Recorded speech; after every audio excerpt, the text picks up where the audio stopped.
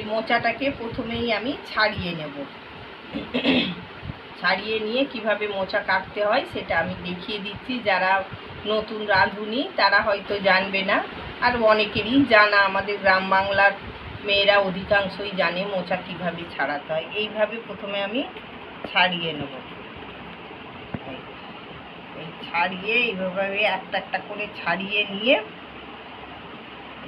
এর ভেতরে যেটা থাকে ছাড়িয়ে নিয়ে এবারে এই একটা কাঠির মতো থাকে আর এই একটা প্লাস্টিকের মতো অংশ থাকে। এটা রান্না করলে সেদ্ধ হয় না, আর এইটাও সেদ্ধ হবে না, এটা মুখে লাগবে এইরকম, ঠিক দেশলাইয়ের কাঠির মতো উপরে যেরকম বারুদের থাকে এইরকম। এইভাবে আমি প্রতিটা ফুলকে আমি ছাড়িয়ে নেব। এটা ওই যে বিচি কলা হয়, বিচি কলার মোচা খেতে সবচেয়ে সুস্বাদু হয়, নাহলে কাঁঠালি কলার মোচাও খাওয়া যায়। কাঁচকলা আর সিঙ্গাপুরি মোচা খাওয়া যাবে না। সিঙ্গাপুরি কলা আর কাঁচকলার মোচা তেতো লাগবে রান্না করলে। এইভাবে আমি সমস্ত ছাড়িয়ে নেব।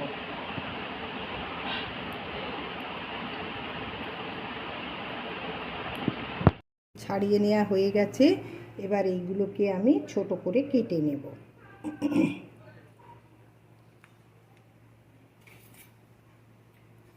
এইভাবে আমি ছোট করে কেটে নেব।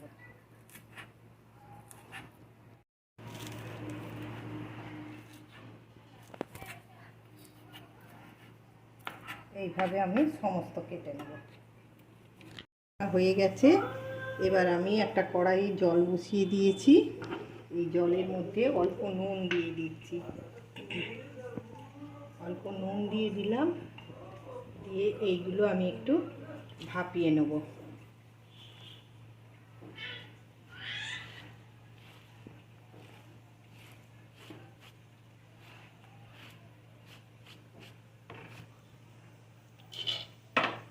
আমি ঢেকে একটু ভাপিয়ে নেব।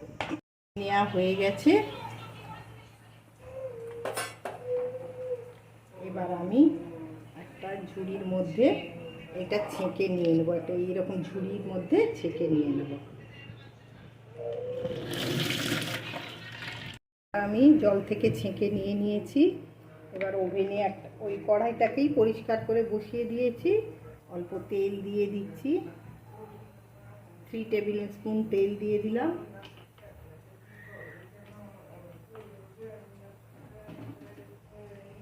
ফোড়নে দিচ্ছি আমি একটা তেজপাতাকে ফাটিয়ে নিয়েছি, একটা শুকনো লঙ্কাকে ফাটিয়ে নিয়েছি, আর হাফ টিস্পুন গোটা জিরে।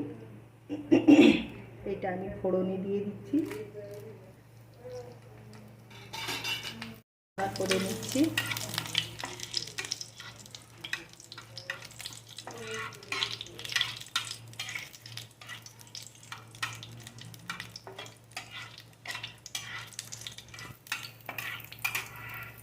ফোড়ন থেকে সুন্দর স্মেল আসছে।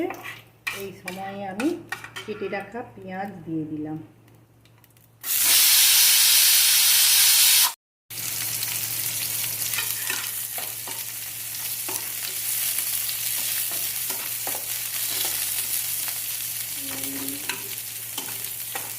পেঁয়াজটা অল্প নাড়াচাড়া করে নিয়ে আমি 1 টিস্পুন আদা রসুনের পেস্ট দিয়ে দিলাম। যারা নিরামিষ খেতে চান তারা পেঁয়াজ আর রসুনটা স্কিপ করবেন, পেঁয়াজ দেওয়ার দরকার নেই, সেক্ষেত্রে ফোড়ন দিয়ে আর আদা বাটা দিয়ে দিলেই হবে। একটা আলু কেটে নিয়েছি। আদা রসুনের কাঁচা গন্ধ চলে গেছে, এই সময়ে আমি এই কেটে দেওয়া আলুটা দিয়ে দিলাম। আলুটা আলাদা করে ভেজে নিলেও হয়, আমি আলাদা করে ভাজলাম না। তেল তো সবাই এখন অ্যাভয়েড করতে চাই, যার জন্য এতে তাতে এক্সট্রা তেলটা লাগে ভাজা, আমি এরই সঙ্গে ভেজে নেব। তা বুঝে দিতে হবে। আর যে মোচা সেদ্ধ করার সময় নুন দিয়েছি। আর যে মশলা আমরা খাই, 1 টিস্পুন ধনে গুঁড়ো, হাফ টিস্পুন জিরে গুঁড়ো, হাফ টিস্পুনেরও কম আছে লঙ্কার গুঁড়ো, আর এইটা আছে 1/4 টিস্পুন হলুদ গুঁড়ো। এইটা আমি জলে গুলে দিয়ে দেবো।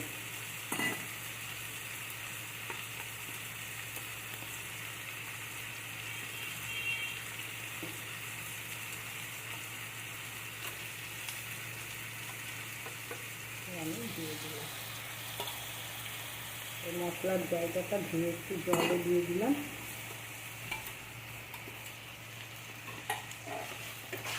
এবার আমি ভালো মতো আলুটাকে কষিয়ে নেব। আমার কষিয়ে নেওয়া হয়ে গেছে, আলু কষানো হয়ে গেছে।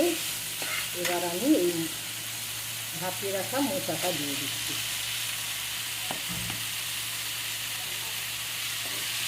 এটাও আমি মশলার সঙ্গে ভালো করে মিশিয়ে নেব।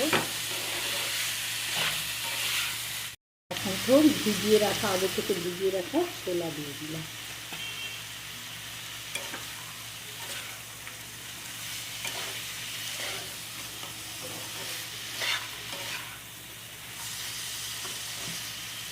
এবার আমি জল দিয়ে, সামান্য জল দিয়ে বসিয়ে দেবো। সিদ্ধ হতে আঁচ কমিয়ে বসিয়ে রাখবো।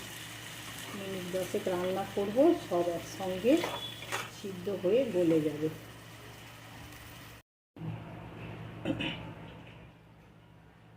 ফিরে আসলাম, এবার খুলে দেখছি সব সিদ্ধ হয়ে গেছে। আলুগুলো একটু আমি ম্যাশ করে দিচ্ছি।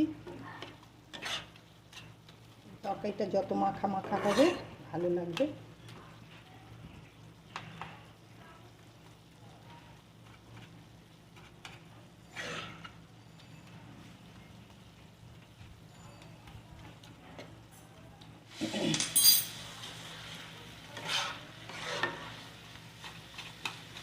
ফিরে আসলাম, এবার খুলে দেখছি সব সিদ্ধ হয়ে গেছে। আলুগুলো একটু আমি ম্যাশ করে দিচ্ছি। তরকারিটা যত মাখা মাখা হবে ভালো লাগবে।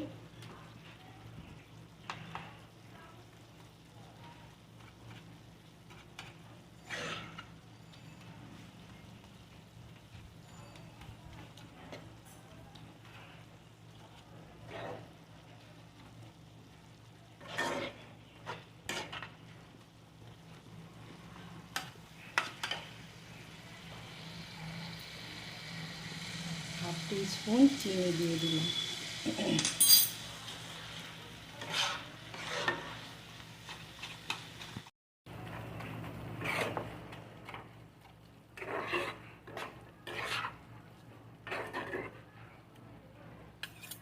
মশলা দিয়ে দিলাম, মশলাটা মিশিয়ে নিচ্ছি আমি।